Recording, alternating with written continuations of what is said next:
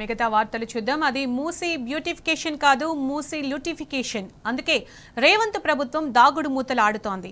ఒకసారి డిపిఆర్ ఉందంటారు, ఇంకోసారి డిపిఆర్ అసలు రెడీనే కాలేదని చెప్తారు. పూటకో మాట, నాలిక ఎటు తిరిగితే అటు. తెలంగాణ రాష్ట్రాన్ని ప్రపంచ బ్యాంకుకు తాకట్టు పెట్టే కుట్ర చేస్తోంది కాంగ్రెస్ సర్కార్.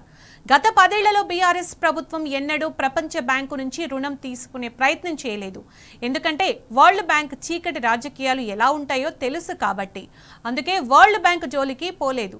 బీఆర్ఎస్ ప్రభుత్వం ఉన్నన్ని రోజులు ప్రపంచ బ్యాంకు నుంచి తెలంగాణలోకి ఒక్క నయా పైసా కూడా రానివ్వలేదు. కానీ అధికారంలోకి వచ్చిన ఏడాదిలోపే రేవంత్ సర్కారు ప్రపంచ బ్యాంకు ముందు మోకరిల్లింది. దేహి అని చేయి చాపింది. యావత్ తెలంగాణను తీసుకెళ్లి ప్రపంచ బ్యాంకు కొట్టంలో కట్టేసే ప్రయత్నం చేసింది కాంగ్రెస్ పార్టీ.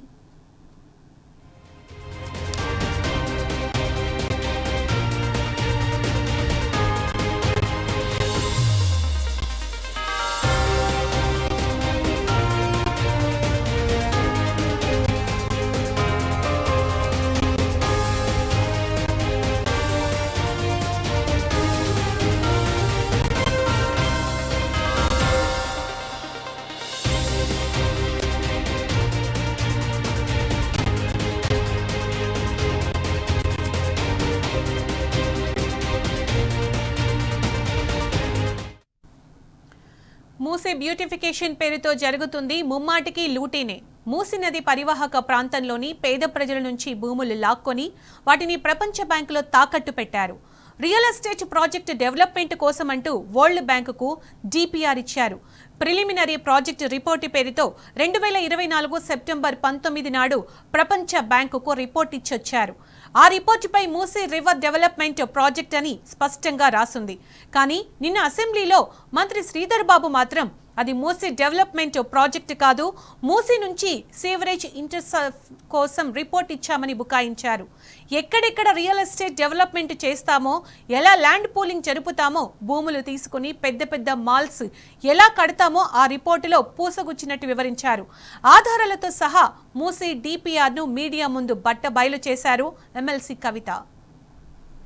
మూసీ నదీ పరివాహక ప్రాంతాల్లో ఉన్నటువంటి పేద ప్రజల నుండి భూములు లాక్కొని ఆ భూములు ప్రపంచ బ్యాంకులో తాకట్టు పెట్టి రియల్ ఎస్టేట్ ప్రాజెక్ట్ డెవలప్మెంట్ కోసం అని చెప్పి వారు ఈ డిపిఆర్ ఇవ్వడం జరిగింది. ఈ యొక్క ప్రిలిమినరీ ప్రాజెక్ట్ రిపోర్ట్ అనే పేరుతోని వారు ప్రపంచ బ్యాంకుకు ఇచ్చినటువంటి పేపర్ ఏ తారీఖు ఇచ్చింది? 19 సెప్టెంబర్ 2024 నాడు ఈ కాగితం ఇచ్చినారు. ఇందులో ఇక్కడ పేరు రాసుంది మూసీ రివర్ డెవలప్మెంట్ ప్రాజెక్ట్ అని చెప్పి. కానీ నిన్న సభలో శ్రీధర్ బాబు గారు మూసీ రివర్ డెవలప్మెంట్ ప్రాజెక్ట్ కోసం కాదు, కేవలం మేము మూసీలో నుండి సీవరేజ్ ఇంటర్సెప్టర్స్ కోసం ఇచ్చామని చెప్పడం జరిగింది. ఈ మొత్తం పేజీలలో చాలా డీటెయిల్డ్గా ఎక్కడెక్కడ రియల్ ఎస్టేట్ని డెవలప్ చేస్తాము, ఎట్లా అయితే ల్యాండ్ పూలింగ్ చేస్తాము, ఎట్లా అయితే పేద ప్రజల నుంచి భూములు లాక్కొని అక్కడ పెద్ద పెద్ద మాల్లు కడతాము అని చెప్పి వారు స్పష్టంగా చెప్పడం జరిగింది. మరి నేనేదైతే నిన్న సభలో చెప్పడం జరిగిందో, నిర్దిష్టమైనటువంటి సమాచారం ఉంది మా దగ్గర, ప్రభుత్వం ఆల్రెడీ డిపిఆర్ ప్రిపేర్ చేసిందని చెప్పడం జరిగిందో, ఈ కాలంలో మీడియా మిత్రులకు కనబడతా ఉంటది. ఈ కాలంలో క్లియర్ గా whether detailed project report or DPR or detailed engineering design for the project is available అన్న కాడ రాష్ట్ర ప్రభుత్వం అవును ఎస్ అనేటటువంటి సమాధానం ఇచ్చింది. ఆధారాలు ఇంత పక్కాగా కనిపిస్తున్నప్పటికీ మూసీ డిపిఆర్ లేదంటూ అసెంబ్లీ సాక్షిగా ప్రభుత్వం అడ్డంగా బుకాయించింది. ఇంకా డిపిఆర్ ప్రిపేర్ కాలేదని సభలో అబద్దాలాడారు. కానీ 2024 సెప్టెంబర్ 19 నాడు డిపిఆర్ ఉందని ప్రపంచ బ్యాంకుకు చెప్పారు. ఇది జరిగిన నెల తరువాత అంటే 2024 అక్టోబర్ 4 నాడు 160 కోట్లతో కన్సార్షియంకు మూసీ ప్రాజెక్టు డిపిఆర్ కోసం నిధులు రిలీజ్ చేశారు. అయితే డిసెంబర్కు వచ్చేసరికి డిపిఆర్ లేదని, వరల్డ్ బ్యాంకును నిధులు అడగలేదని ప్రభుత్వం అసెంబ్లీ సాక్షిగా అబద్దాలు చెప్పింది. ఎందుకిన్ని అబద్దాలు, ఎవరి లాభం కోసం ఇదంతా అంటూ ఎమ్మెల్సీ కవిత ప్రభుత్వాన్ని సూటిగా ప్రశ్నించారు. అదే మీరు నిన్న అసెంబ్లీలో మాకిచ్చినటువంటి జవాబు చూసినట్టయితే ఇక్కడ చాలా స్పష్టంగా మా దగ్గర లేదు, ఇంకా డిపిఆర్ ప్రిపేర్ కాలేదు అని చెప్పి వారు జవాబు ఇవ్వడం జరిగింది. ప్రాజెక్ట్ కోసం వెచ్చించాల్సినటువంటి అంచనా వ్యయాన్ని ఇటీవల ఎంపిక చేసినటువంటి కన్సార్షియం ద్వారా డిపిఆర్ని ప్రిపేర్ చేస్తామని చెప్పి నిన్న అసెంబ్లీలో చెప్పింది. అంటే నిన్న డిసెంబర్ 17 రోజు ఇంకా డిపిఆర్ ప్రిపేర్ కాలేదని అసెంబ్లీలో చెప్తారు. 19 సెప్టెంబర్ నాడు ప్రపంచ బ్యాంకుకి మా దగ్గర ఆల్రెడీ డిపిఆర్ ఉందని చెప్తారు. ఇంకా గమ్మత్ ఏంటంటే ఈ 19 సెప్టెంబర్ నాడు డిపిఆర్ ఉంది అని చెప్పిన తర్వాత నెల తర్వాత 4 అక్టోబర్ దాదాపు 20 రోజుల తర్వాత అక్టోబర్ 4వ తారీఖు నాడు 160 కోట్లు ఇచ్చి ఆ కన్సార్షియం ఏదైతే ఉందో మ్యాన్హార్ట్ కన్సల్టెన్సీస్, అట్లానే Cushman and Wakefield India private limited, అట్లానే RIOS design studios private limited, ఈ ముగ్గురు కలిసినటువంటి సిండికేట్ కి మూసీ ప్రాజెక్టు డిపిఆర్ ప్రిపేర్ చేయడం కోసం అక్టోబర్లో మరి డబ్బులు రిలీజ్ చేసి, సెప్టెంబర్లోనేమో ఆల్రెడీ డిపిఆర్ ఉందంటారు మూసీ ప్రాజెక్ట్కి, అక్టోబర్లోనేమో డిపిఆర్ ప్రిపేర్ చేసేటటువంటి సంస్థకు డబ్బులు రిలీజ్ చేస్తారు. డిసెంబర్లో అసెంబ్లీ సాక్షిగా ప్రభుత్వం నిలబడి మరి డిపిఆర్ లేదు, ప్రపోజల్ లేదు, మేము వరల్డ్ బ్యాంక్ దగ్గర మూసీ కోసం నిధులు అడగలేదు అని అంటారు. మరి ఇది ఎందుకోసం? నేను గౌరవ ముఖ్యమంత్రి గారిని ఇవాళ అసెంబ్లీ వేదికగా ప్రశ్నిస్తా ఉన్నాను. మీరు ఎందుకోసం అబద్ధం చెప్తున్నారు? ఎవరి కోసం అబద్ధం చెప్తున్నారు? నిజంగా ఏం చేయదలుచుకున్నారు అన్నది ప్రజలకు పారదర్శకంగా చెప్పలేనటువంటి అసక్తత ఏమున్నది? ఇది ఎవరి లాభం కోసం చేస్తున్నటువంటి ప్రాజెక్ట్? నిజంగా మూసీ బాధితుల గోడు వర్ణనాతీతం. ఎన్నో ఏళ్లుగా వాళ్ళంతా అక్కడే ఉంటున్నారు. ఇల్లు వాకిలి అన్నీ అక్కడే. గత 10 ఏళ్లు ఏ చింత లేకుండా హాయిగా బతికారు. మూసీ పరివాహక ప్రాంత ప్రజలపై ఈగ కూడా వాలనివ్వలేదు గత బీఆర్ఎస్ ప్రభుత్వం. కానీ కాంగ్రెస్ వచ్చిందో లేదో వారి గుండెల్లో పిడుగుపడింది. ఉరుమురుమి మంగళం మీద విరుచుకుపడ్డట్లు ఎట్నుంచి ఏ బుల్డోజర్ వచ్చి ఇల్లు కూలుస్తుందోనని మూసీ ప్రజలు క్షణక్షణం భయంగా బతుకుతున్నారు. కలలో కూడా బుల్డోజర్లు తిరిగేలా చేస్తామని రేవంత్ రెడ్డి ఇప్పటికే తీవ్రమైన హెచ్చరికలు జారీ చేశాడు. దాంతో జనం భయంతో వణికిపోతున్నారు.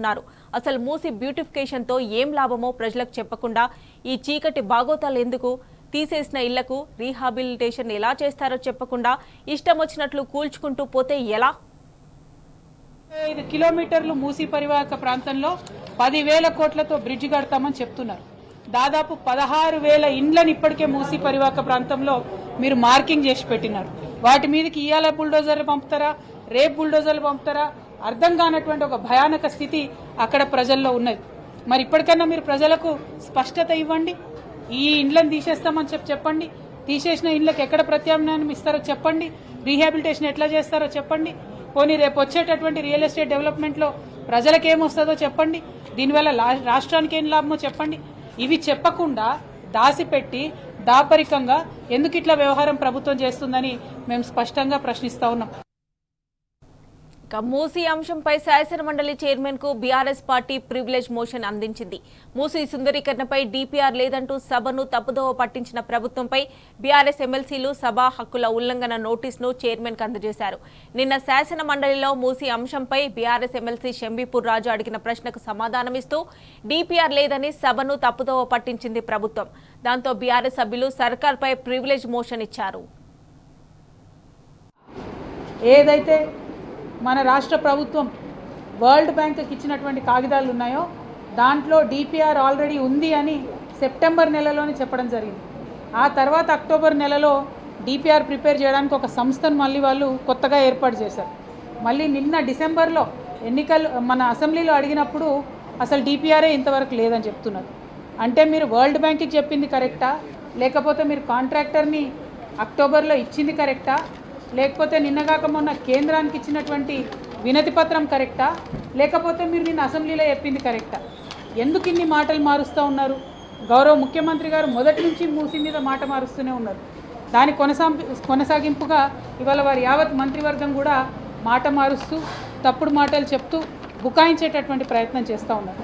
మరి ఈ ప్రయత్నాన్ని మేము తీవ్రంగా నిరసిస్తూ ఉన్నాం. మా దగ్గర ఉన్నటువంటి ఆధారాలు ఇచ్చిన తర్వాత కూడా వారు ఆ బుకాయింపు కొనసాగించకుండా అసెంబ్లీకి వచ్చి వారు జవాబు చెప్పాలి. కరెక్ట్గా వరల్డ్ బ్యాంక్ ఏం అడిగారు, నిజంగా ఈ మూసీ ప్రాజెక్ట్ ఎందుకోసం, ప్రజల కోసమా, రియల్ ఎస్టేట్ వ్యక్తుల కోసమా, ఎందుకోసం ఈ ప్రాజెక్ట్ అన్నటువంటిది ఈ ప్రభుత్వం మాకు క్లారిటీ ఇవ్వాలని చెప్పి మేము డిమాండ్ చేస్తూ ఉన్నాం. మరి వారు వచ్చి క్లారిటీ ఇవ్వడానికి ప్రతిపక్షంగా ప్రజాస్వామ్యంలో మాకు ఇచ్చినటువంటి హక్కు ప్రివిలేజ్ మోషన్ అని ఉంటుంది, సభా హక్కుల నోటీసు, దాన్ని మేము ప్రభుత్వం మీద ఇవాళ ఇవ్వడం జరిగింది. బీఆర్ఎస్ పార్టీ ఎల్పీ తరఫున మేము ఇవాళ నోటీస్ ఇవ్వడం జరిగింది.